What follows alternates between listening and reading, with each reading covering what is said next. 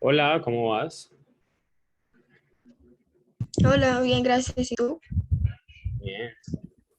Bueno, pues al parecer no se van a conectar más, entonces tocó personalizada. No, mentiras, no, yo creo que sí se conectan más tarde. Bueno, pues igual la grabo porque este tema sí me parece importante y pues ahí les queda porque de pronto están ocupados o cualquier cosa para que la puedan ver después. Entonces, quería hacerlo de la siguiente manera, con un pequeño mapa para que también les quede a disposición de ustedes. Eh, entonces, ¿qué te parece si primero explico este tema y después revisamos algo juntos de lo que hayas hecho? Sí, me parece. Bueno. Entonces, básicamente lo que uno se va dando cuenta con el tema de la norma es que muchas veces es entendida como esta unidad fundamental del ordenamiento jurídico. Entonces, realmente, independientemente de la postura que uno tenga referente al derecho, no importa si eres positivista, si eres naturalista, si eres realista, si eres lo que sea, la mayoría siempre van a tener que hablar de la norma en algún punto. Es un elemento fundamental, es un elemento esencial. Quizás, no es quizás para algunos no es el elemento más importante, pero para la mayoría suele serlo. Y en ese sentido, pues eh, es muy importante y ha sido muy importante toda la tradición referente al tema de la construcción de los elementos de la norma. Entonces, básicamente lo que hace Von Wright, que es el autor que estamos utilizando para analizar los elementos de la norma, es hacerle una especie de rayos X a la norma. Entonces, como que le hace un zoom e intenta ver cuáles son esas células que componen el organismo de la norma, por ponerles una metáfora del cuerpo. Entonces no me acuerdo bien los números, son como 8. Tenemos primero el carácter de la norma. Después tenemos eh,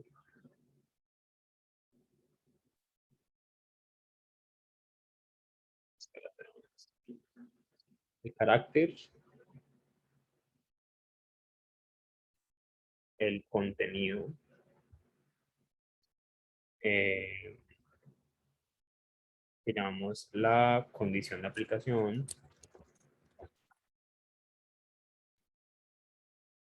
la autoridad,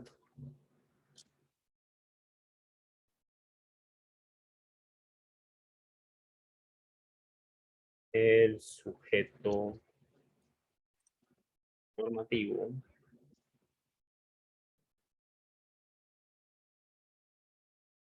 la sanción y la promulgación. Algo,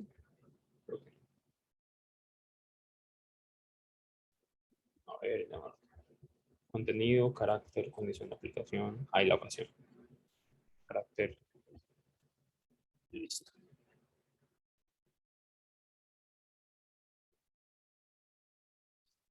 la ocasión. Entonces, esos son los elementos de la norma según Von Wright. Un carácter, un contenido y una condición de aplicación. Estos son como los Big Three, ¿no? Como en astrología, como los elementos más, quizás no más representativos, pero al menos sí como los más importantes para en algunas concepciones. Entonces, después de eso está todo referente a la ocasión, a la autoridad, al sujeto normativo, y están esos dos elementos que es la promulgación y la sanción que prescribe la norma. Entonces, yo les recomiendo que los entiendan así, que los entiendan como por esos tres elementos fundamentales, el carácter, el contenido y la condición de aplicación. Después de eso está como unos elementos más bien formales, que es la autoridad, el sujeto normativo y el sujeto normativo. Y después están los elementos referente a la promulgación, que también es un elemento más bien formal, y el elemento de la sanción, que es algo un poquito más material en ese sentido. Entonces aquí tenemos ya como un pulpo de los diferentes elementos que componen la norma. Por el primero por el cual se suele empezar es por el tema de el carácter. Entonces lo pudieron ver en la lectura que hay tres formas en las que pueden ser las normas. Pueden ser de prohibición, pueden ser de obligación y pueden ser de permiso. Entonces, el carácter se puede dividir en estos tres. Entonces, la manera en que yo les propongo es que ustedes se hagan preguntas. Entonces, cuando yo me enfrento al carácter, yo me tengo que decir qué está haciendo la norma.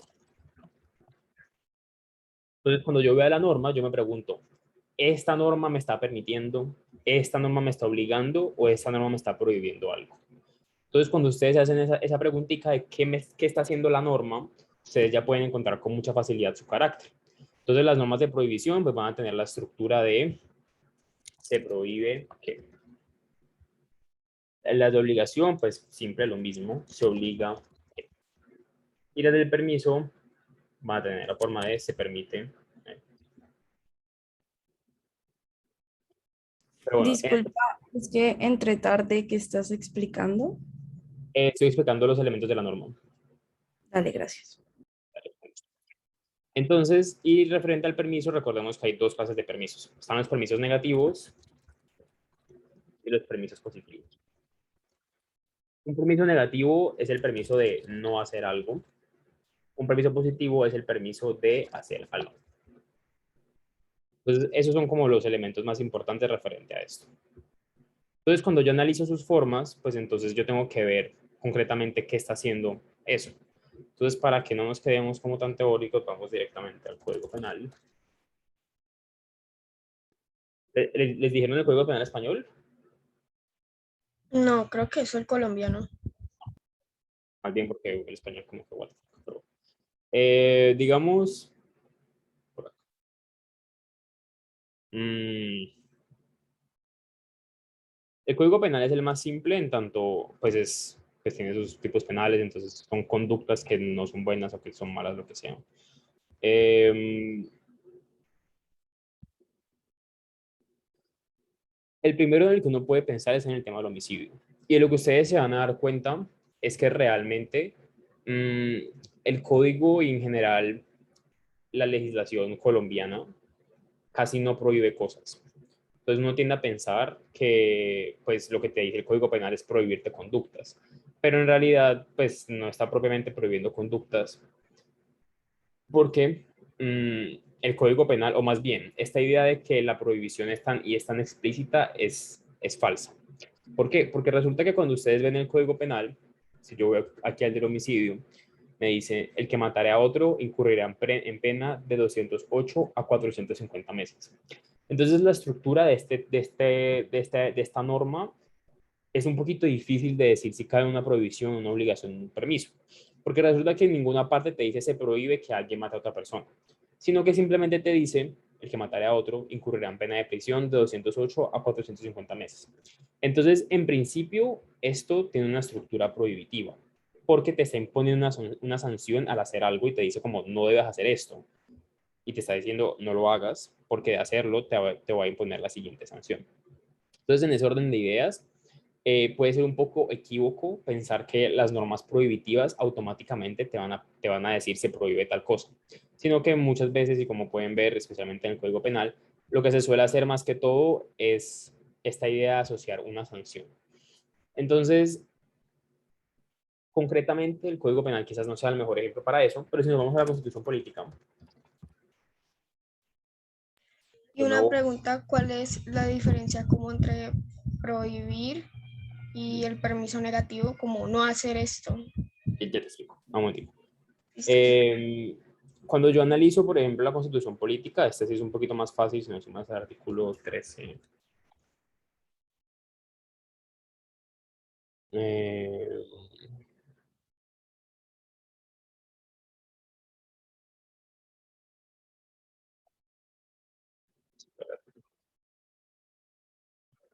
el artículo 17 es muy claro, dice, se prohíben la esclavitud, la servidumbre, la trata de seres humanos en todas sus formas.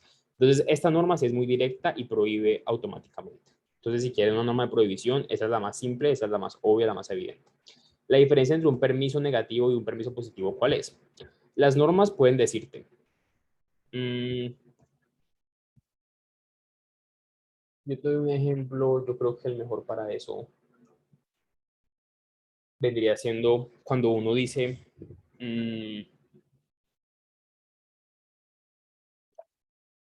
En laboral existe esto que se llama la dotación. Entonces la dotación viene siendo más que todo uniforme. Entonces resulta que la dotación es una obligación para los trabajadores, para los empleadores cuando eh, cuando estos tienen empleados que ganan menos de un salario mínimo. Entonces, si yo, por ejemplo, tengo una empresa y yo le pago un salario mínimo a María Paula, yo ahí estoy obligado a pagar la dotación, ¿sí? A darle una dotación pues, de equipamiento. Entonces, por ejemplo, no sé, digamos, ustedes han visto que en la universidad las secretarias tienen un uniforme. Ese uniforme se lo da la universidad y eso es obligación legal de la universidad dárselo. Entonces, la universidad le da esa dotación a las secretarias por X o Y razón, por facilidad, para que no tengan que gastar plata en ropa para ir a la universidad, para ir a trabajar, etc. Entonces, la dotación, por ejemplo, en ese sentido, está obligada para ciertos tipos de empleados.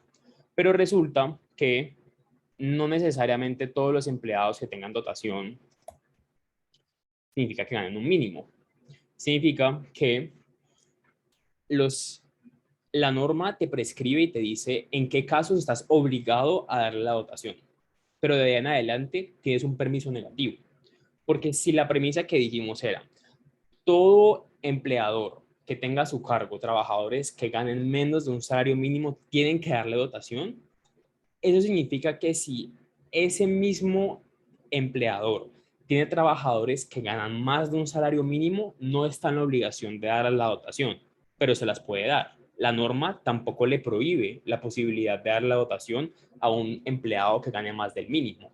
Entonces, en ese caso, el empleador tiene un doble permiso. Tiene un permiso positivo porque puede dar la dotación, pero concretamente tiene un permiso negativo porque no está obligado a entregarle la dotación. ¿Entiendes la diferencia? Sí, ya lo entendí. Gracias. Entonces, un permiso negativo consiste en eso, consiste en la posibilidad de no hacer algo. Un permiso positivo es la posibilidad de efectivamente hacer algo. Y la prohibición, pues como les decía, el artículo más simple es el artículo de se prohíben la esclavitud. Es el más sencillo. Eso referente al carácter. Eso significa que cuando ustedes analicen una norma, si ustedes van a cualquier norma, ustedes pueden decir si es una norma de obligación, si es una norma de prohibición o si es una norma permisiva. Entonces, si yo les pongo, por ejemplo, esta norma de la Constitución, se garantiza la libertad de conciencia, nadie será molestado por razón de sus convicciones o creencias, ni compelido a revelarlas, ni obligado a actuar contra su conciencia. Aquí, ¿qué tipo de norma es? ¿Qué dirían ustedes? ¿Cuál es el carácter del artículo 18? Vamos a ponerlo acá.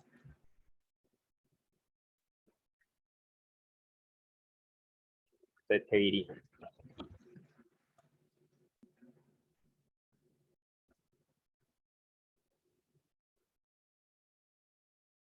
¿Ni idea?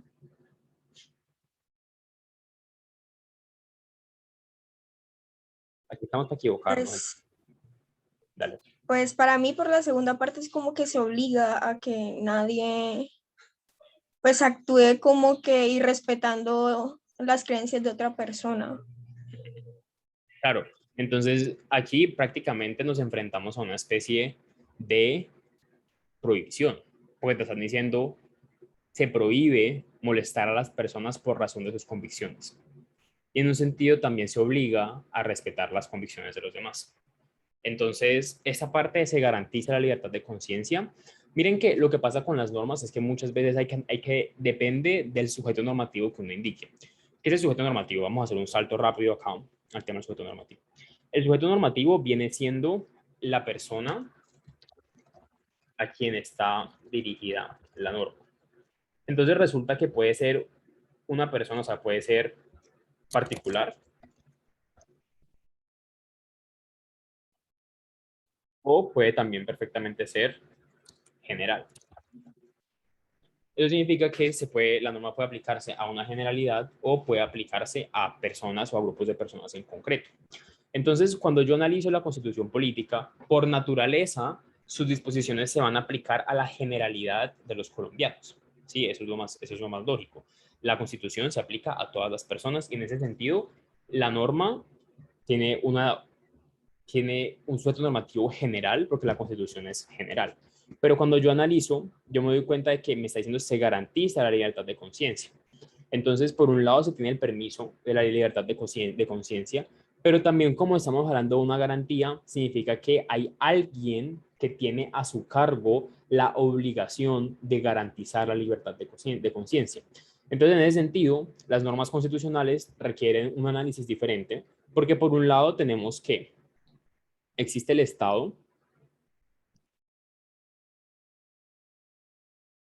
que tiene la obligación de garantizar la libertad de conciencia, pero también están los ciudadanos, que tienen que la obligación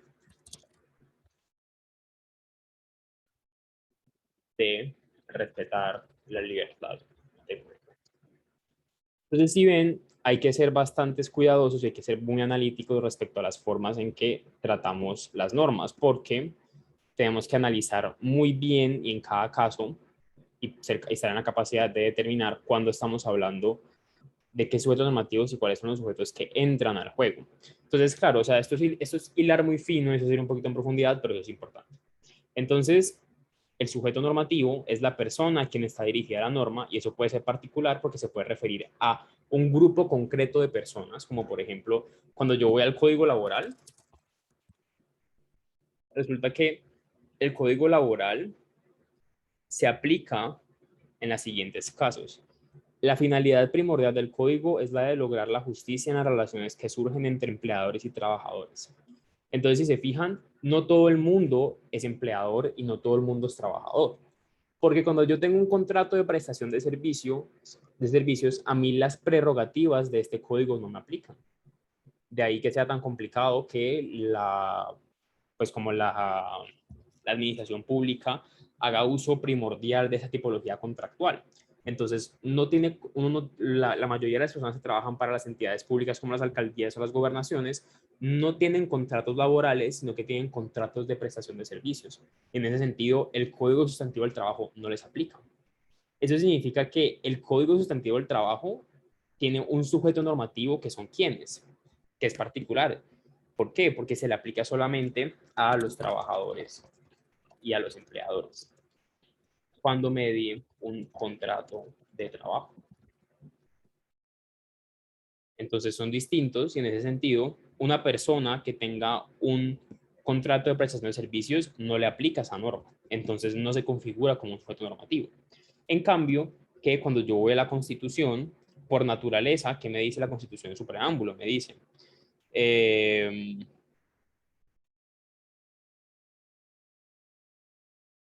a ver, mmm,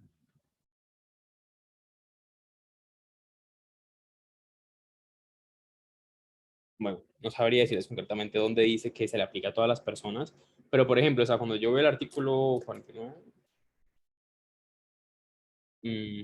909,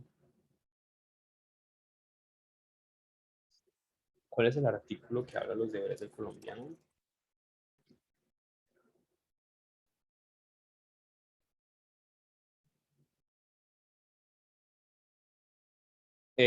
Otros 90. Puede saber artículos de memoria, no lo digo.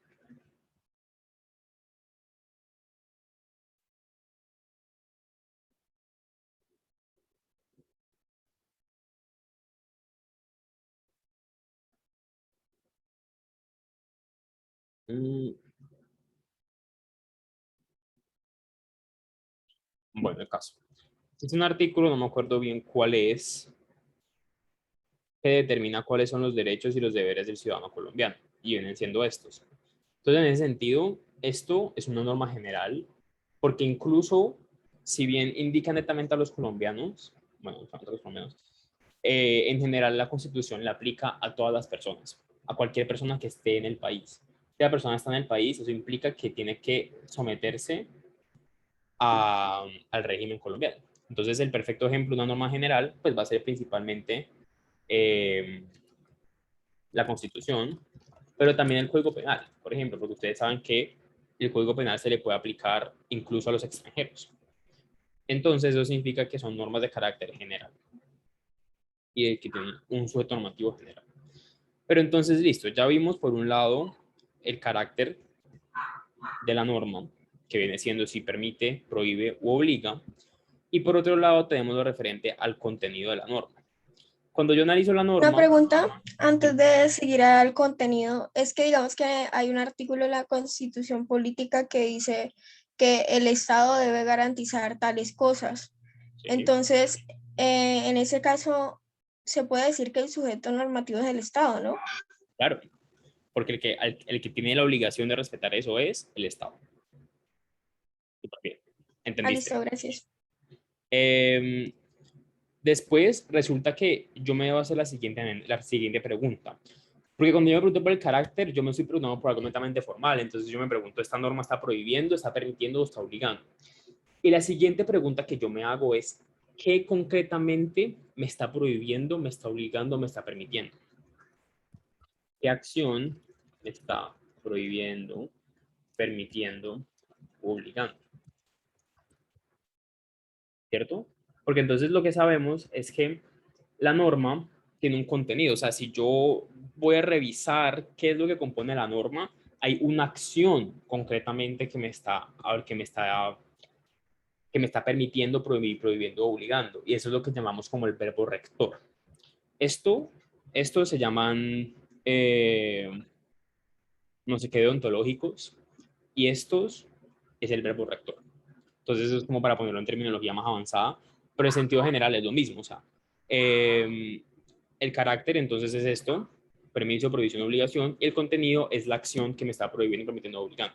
Pero entonces la lectura nos propone dos formas de entender el contenido de la norma. Pueden ser acciones concretas, si son, abstractas o concretas. Abstractas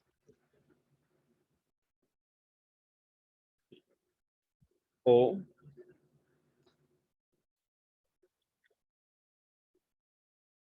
entonces, pues a partir de esta definición, es bastante simple. Cuando yo me refiero a las concretas es porque la norma es clara y concisa respecto a lo que me está permitiendo, prohibiendo o obligando. Entonces yo no tengo que imaginar más cosas, sino que la norma es clara y concisa y me dice esto es lo que no puedes hacer. Mientras que cuando hablamos de que algo es abstracto, hablamos de que existen diferentes acciones que pueden entrar a considerarse para que se aplique la norma. Entonces, un ejemplo. Cuando yo voy al homicidio, el contenido del homicidio es ¿qué? El que mataría a otro. Entonces, a esta norma no le importa tú cómo matas a otra persona, lo que le importa es que lo mates. Entonces, la norma del homicidio es súper concreta, porque te dice el que mataría a otro, punto. Pero, por ejemplo, si yo voy a, no sé, el peculado por apropiación,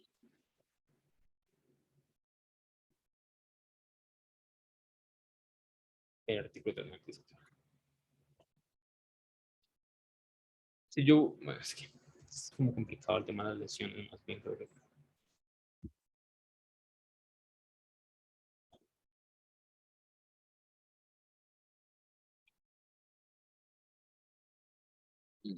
siento.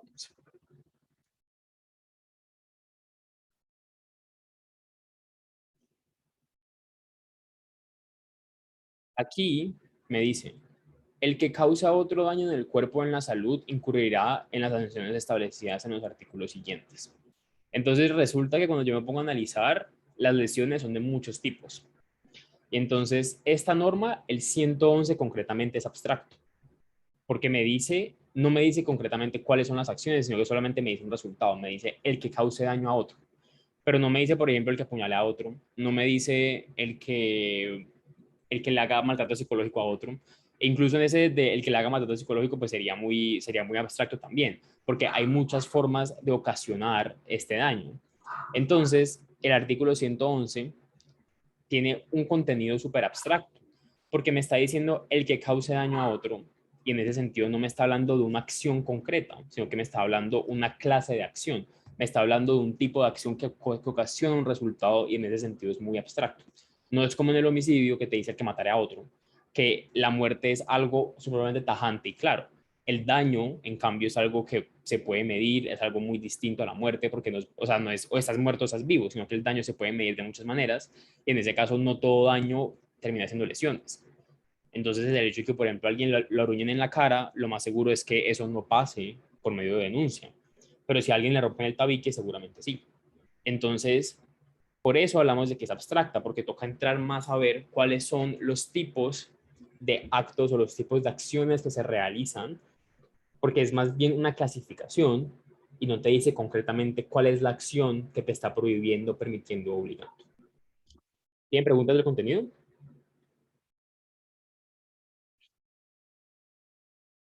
¿Está claro?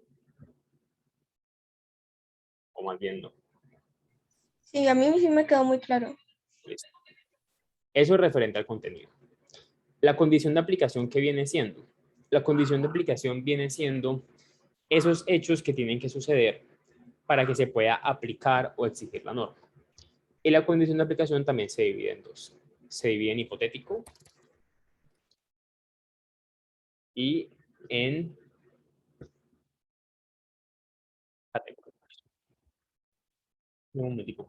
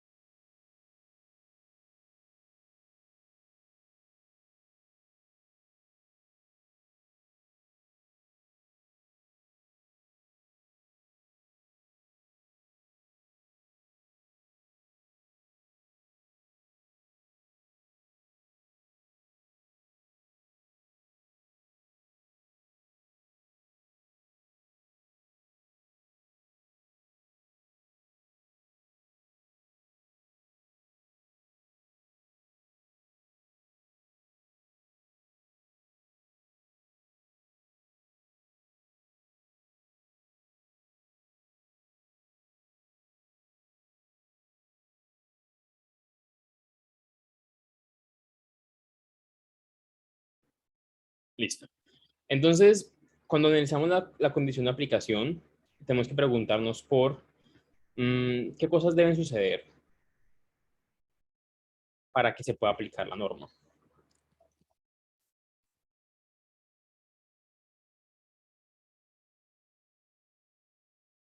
Entonces, esto va a depender y su clasificación de hipotético categórico hace referencia a si la norma requiere elementos adicionales para que se cumpla o si una condición cualquiera se puede cumplir.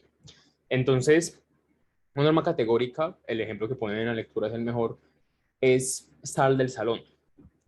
Ahí yo no necesito absolutamente nada para que se pueda aplicar esa norma. La norma simplemente es sal del salón y después la persona pues tiene que salir del salón. Obviamente uno puede ir más profundamente y preguntarse cómo listo, pero pues se requiere que la norma, se requiere que la persona esté en el salón para que se pueda aplicar la norma, sí, pero lo importante en el tema de los hipotéticos y los categóricos es que si ustedes ven el otro ejemplo que les dan, es el siguiente, les dicen, si ya acabaste el examen, sal del salón. Entonces, aquí, ¿qué es lo que hay? O sea, aquí por un lado tenemos un elemento condicional. ¿Por qué? Porque de lo que nos damos cuenta es que es necesario que se cumpla esta condición hipotética para que se pueda aplicar la norma.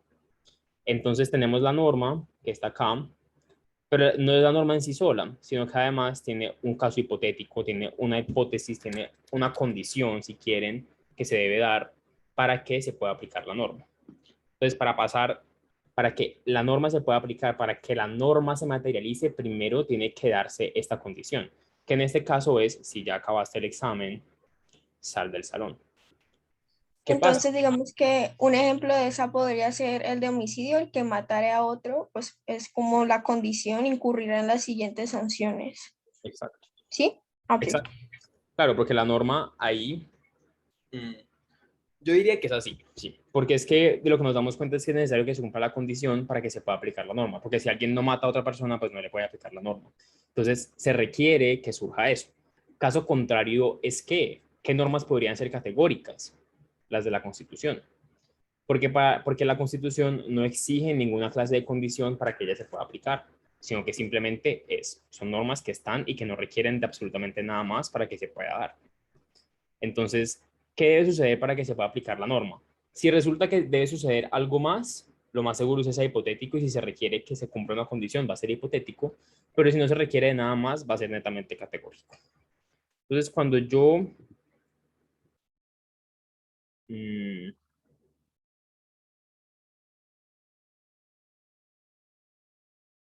entonces, eso significa que no hay ninguna, o sea, su contenido, para que la norma sea categórica, su contenido debe ser suficiente para que se pueda aplicar la norma. Si es necesario algo más, vamos a estar enfrente de una condición hipotética. Esos son como los big three que yo les decía, esos son como los tres elementos quizás más importantes. No son los únicos, evidentemente, pero pues a mí me parece que son como los principales. Y si ustedes analizan generalmente, cuando les piden que hagan análisis de normas en otras clases, generalmente se remite a hacer esos tres, porque ese es el... ¿Cómo se llama el nombre?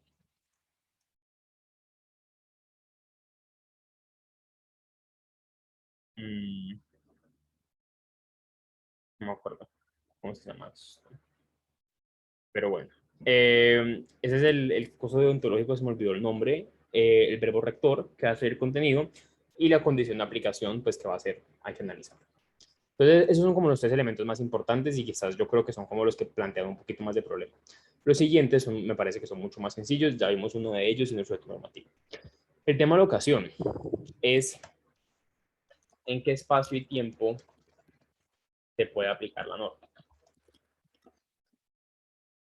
Entonces, referencia a qué. Primero tenemos una ocasión que es espacio, que es espacial. Y tenemos otra condición, otra ocasión que es que temporal. Entonces, cuando yo analizo esto, me está diciendo como hay un espacio, hay un territorio en el cual se puede aplicar la norma y hay un tiempo en el cual se puede aplicar la norma.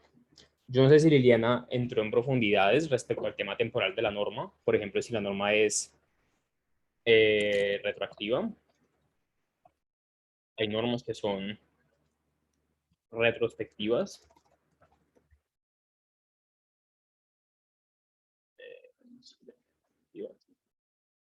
Hay normas que son ultraactivas. Todas sus variaciones, básicamente. ¿Esto qué significa? Significa que hay un determinado momento en el cual se puede aplicar la norma. Y esto se va a ver principalmente en todo lo referente a penal y laboral. O sea, como que esas son las dos áreas del derecho en el cual más aplica esto. Pero, ¿cuál es la regla general en las normas? La regla general en las normas es que son irretrospectivas e irretroactivas. Eso significa que las normas solo se aplican para circunstancias futuras.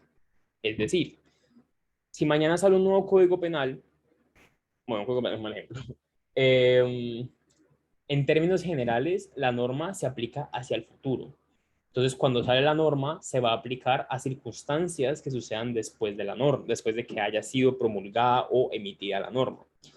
si la circunstancia sucede después de la promulgación de la norma, lo más probable es que esa norma no le pueda aplicar, porque pues existen esos temas del principio de legalidad que no se deben aplicar. Pero ahí es donde yo les hago la referencia al tema del Código Penal, al tema del Código Laboral, porque en esas áreas del derecho están lo que se llama el principio de favorabilidad. Y ese principio de favorabilidad lo que hace es que, por ejemplo, hagamos una línea del tiempo. Sí, creo que eso ya lo vimos en civil. Pues no con Liliana, sino con otra profe.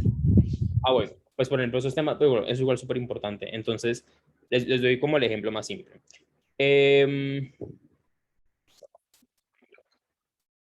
Digamos que tenemos esto.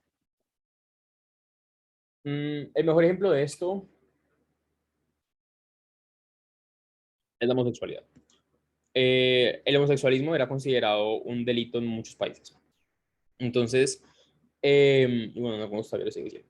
Pero, por ejemplo, digamos lo siguiente. Digamos que aquí X y Y realizaron actos homosexuales y en ese sentido pueden ser judicializados por ello. Digamos que esto fue en el 2015. Bueno, digamos que esto fue en 1988, pues para que sea lejos. Y en ese momento,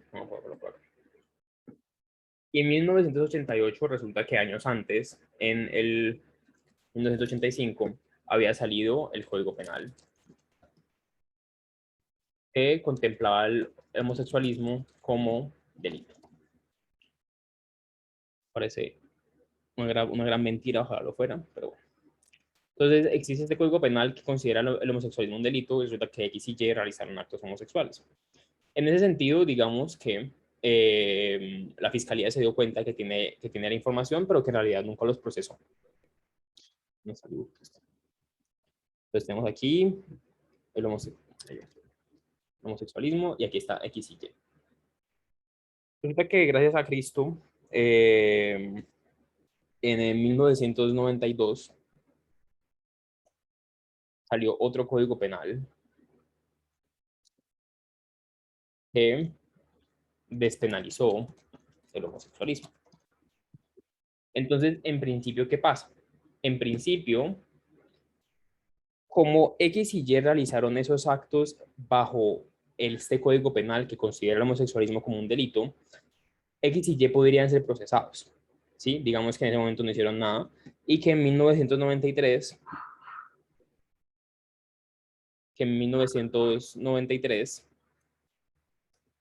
la fiscalía imputó cargos o acusó a X y Y. ¿El juez qué le va a decir a la fiscalía? El juez le va a decir, mira, por el principio de favorabilidad, como en este código penal ya se despenalizó el homosexualismo, X y Y no pueden ser procesados. Entonces, esto no va. ¿Eso qué significa? Eso significa que esta norma, o sea, este código penal que despenaliza el homosexualismo, que no lo contempla, es una norma retrospectiva y retroactiva. Bueno, retrospectiva. Y que esta norma no es ultraactiva porque no se aplica a vigencias futuras, a situaciones futuras. Entonces, eso es referente como al tema temporal. Hay normas que se pueden aplicar, incluso ellas estando derogadas. Pero, ¿qué pasa? Les pongo otro ejemplo. Si llegásemos a este caso, tenemos las mismas circunstancias, pero esta vez no es un caso de homosexualismo, sino que es un caso de homicidio.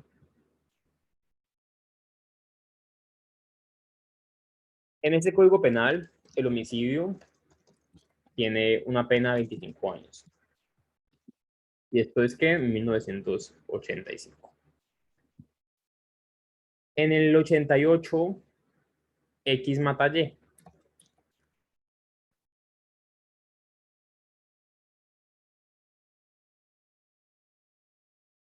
Configurándose así un homicidio. En el 92 sale el mismo código penal. ¿Y este código penal qué hace? Este código penal lo que hace es que el homicidio no tiene 25, sino que tiene 15 años. Y en el 93, la fiscalía decida acusar a X por el homicidio de Y. ¿Qué va a pasar aquí? En principio, resulta que la fiscalía todavía puede hacer eso perfectamente, pero resulta que la fiscalía ya no puede pedir esos 25 años, sino que tiene que pedir estos 15 años. Porque por favorabilidad, esta norma, o sea, este código penal se va a aplicar al pasado, mientras que esta norma va a quedar, ¿qué? Derogada, va a quedar muerta. Pero, ¿qué también puede pasar? Puede pasar todo lo contrario.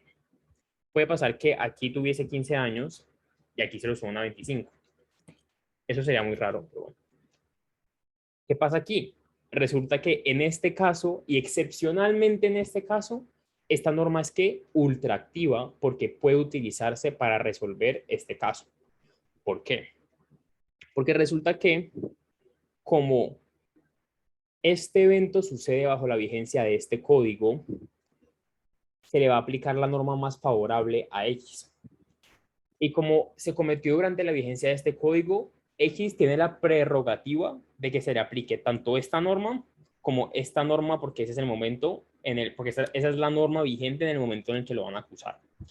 Pero él tiene derecho a que le aplique la norma más favorable. Y en este caso, la más favorable, pues van a ser los 15 años porque es menos tiempo en la cárcel. Entonces, en este caso, la norma va a llegar a resolver esa circunstancia en la que X mató a Y, porque la norma penal, en casos excepcionales como estos, puede ser ultra activa. Eso es referente al tema en el tiempo de la norma. ¿Tienen preguntas de esta? Vamos a pasar al espacio. ¿Claro? Bueno.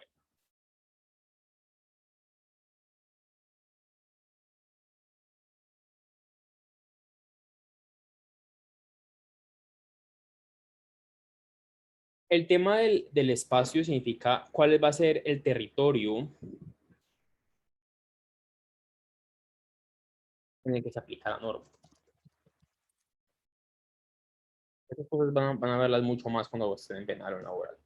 Porque resulta que tanto en laboral como en penal existe esta idea de que la norma, existe la territorialidad de la norma. Entonces, la norma se aplica en el territorio en el cual haya sido cometida la conducta. Entonces, yo solamente puedo aplicar el Código Penal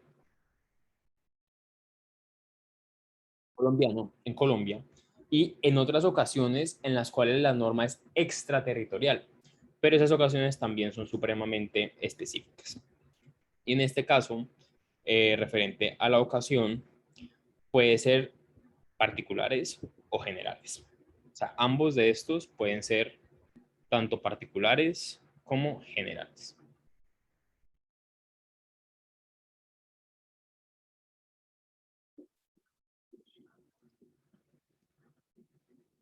Particular, cuando la norma es expresa y te dice en qué espacio y en qué tiempo se puede aplicar la norma. General, cuando no lo indica y se presume que la norma va a ser hacia adelante y en el territorio colombiano y en el sentido general. ¿Por qué? Porque resulta que hay normas que solamente se pueden aplicar en determinados espacios, por ejemplo, el pico y placa. ¿El pico y placa qué es? El pico y placa es una medida que aplica solamente en Cali. Entonces, si yo tengo pico y placa en Cali y estoy en Palmira, yo puedo salir con mi carro, no hay ningún problema. Solamente aplica en Cali porque esa es una medida netamente municipal. Cosa distinta es en temas de movilidad. Por ejemplo, yo no sé si ustedes saben esto, pero los camiones, como los camiones de carga, como por ejemplo, no sé, las volquetas, solo pueden salir en todo el territorio colombiano, o sea, como que ya solamente pueden movilizarse dentro de las ciudades en unos horarios específicos que si no estoy mal es como desde las 7 de la mañana, o sea, pueden movilizarse después de las 4 de la tarde y hasta después de las 6 de la tarde y hasta antes de las 7 de la mañana. Si ustedes ven volquetas en esos horarios, pues generalmente las volquetas están infringiendo la ley, porque no pueden como moverse en esas franjas horarias. Y en ese sentido, esa ley sería general en el espacio, se aplicaría a todo el espacio colombiano, pero temporal en un sentido específico porque te dice en qué tiempo se puede aplicar la norma y porque en ese caso también sería hipotética porque te indica otros elementos. ¿Tienen preguntas? ¿Todo claro? Listo. Finalmente vemos el tema de la autoridad. Cuando vemos la autoridad, resulta que hay dos tipos de autoridades. Hay autoridades positivas y hay autoridades teónomas, o también se conoce como supraempíricas. La diferencia entre teónoma y supraempírica, ¿cuál es? Pues principalmente cuando hablamos de autoridades supraempíricas, hablamos no tanto de Dios o como la naturaleza, sino que hablamos más bien de la sociedad o de entes que son más grandes que los meros ciudadanos. Entonces, cuando yo voy a esta cuestión,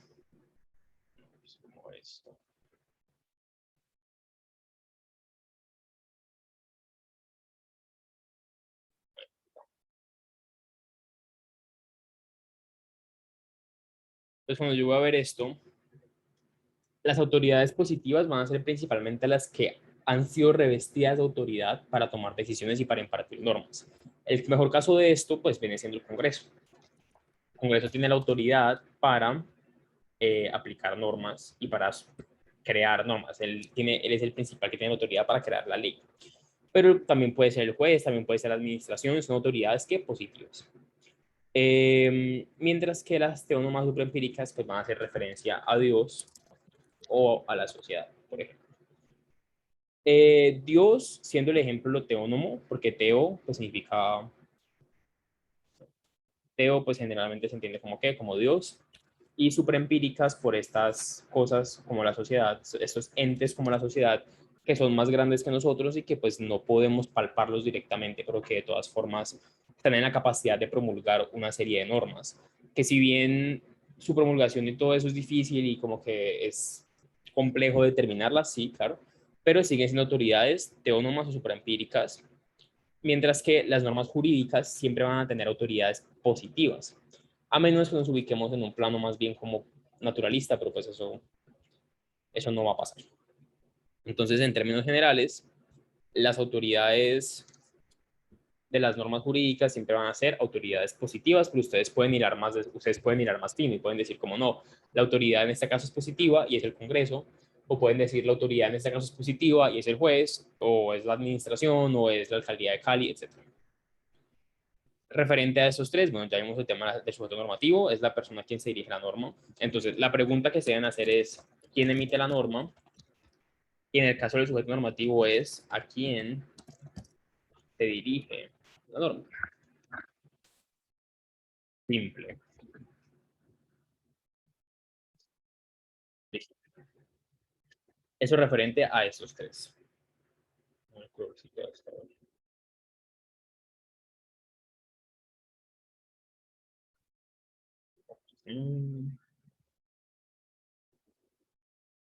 Y sujeto normativo. Ya lo que nos queda viene siendo la promulgación y la sanción. Entonces, resulta que la promulgación es cómo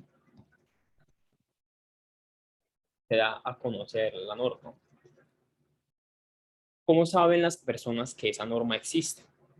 Entonces, la promulgación se puede hacer de diferentes maneras, la principal siendo por medio del lenguaje natural o por medio de eh, signos, señales, etc. Entonces, el lenguaje natural va a ser cuando la norma es escrita o hablada, por ejemplo, y signos señales cuando pues es otro tipo de norma. Entonces, el ejemplo más clásico de esto es, bueno, el lenguaje natural pues es evidente, cualquier código está escrito en lenguaje natural, entonces pues ese es un ejemplo. Pero cuando hablamos de signos o señales, el mejor ejemplo de esto siendo las señales del parque. Bueno, esta no porque tiene una palabra de por medio, pero si yo por ejemplo veo, no sé, esto, está escrito en qué, o sea, hace uso de señales y de signos para dar a conocer una norma, para dar a conocer un hecho.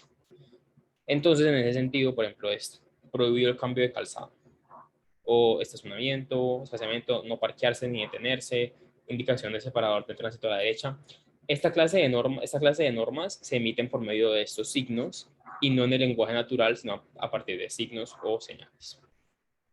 Y finalmente la sanción es que impone la norma. Pero ¿qué pasa? Que es que hay que saber diferenciar, porque si bien hay autores como Kelsen que dicen que toda norma debe tener una sanción, hay otros autores que no están muy de acuerdo con esto.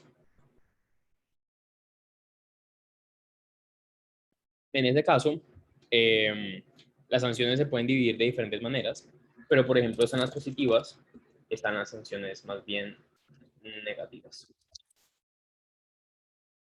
Entonces las negativas cuando se impone como algo incómodo, un daño, algo malo, y las positivas cuando se da algo bueno. Entonces, por ejemplo, las positivas vienen siendo cuando ustedes analizan el stock tributario, cuando ustedes analizan el tema de los descuentos en los impuestos. Si ustedes pagan el predial antes de tal fecha, les hacen un descuento. Y eso en una forma es una sanción, porque está imponiendo algo si tú haces algo. Entonces, en un sentido netamente lógico, sí tiene un elemento sancionatorio, pero que es beneficioso, mientras que el Código Penal pues solamente impone sanciones negativas. Y ya, esto viene siendo lo referente a los elementos de la norma. ¿Tienen preguntas, inquietudes? ¿Quieren revisar algo?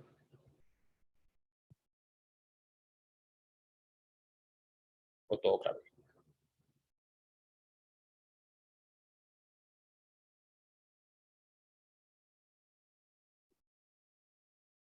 Bueno, Para mí todo claro, pues entendí muy bien, entonces me gustó mucho. Gracias. con todo gusto. Bueno, entonces pues no sé si de pronto quieren que revisemos algo, si quieren que las ayuden algo, pues como que podemos hacerlo ahora. O si quieren, podemos simplemente...